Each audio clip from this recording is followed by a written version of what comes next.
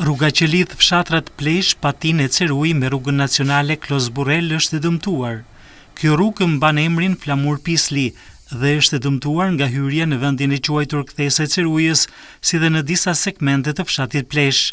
Ky aks rrugor ka vite që është asfaltuar, ndërsa drejtuesit e mjeteve ngren shqetësimin se po kthehet në gati e pakalueshme, pasi në shumë pjesë është hequr i gjithë asfalti. Ata fajsojnë mjetet e tonazhit të rënd që vinë me mineral kromi nga galeritë që ndodhen mbi fshatin Ceruj dhe Patin.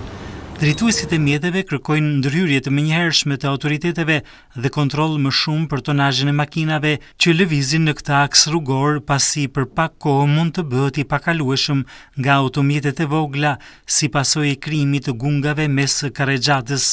Për shkallë nërtë është komplet gropa gure, kurse këtë asfaltit diçka. A prish në asfalti, a prish shumë. Ka në asfalti, a prish shumë në asfalti.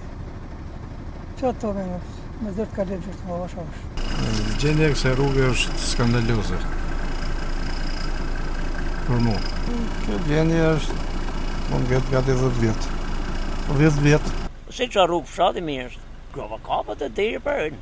Rruga cop-cop. Kjo rrugë, e cila përdoret nga 3 fshatra të bashkisë Klos, është shumë e rëndësishme për banorët e kësaj zone, që zhvillojnë tregtinë për prodhimet bujqësore në tregun e Klosit, por edhe në atë të Burrelit dhe Tiranës.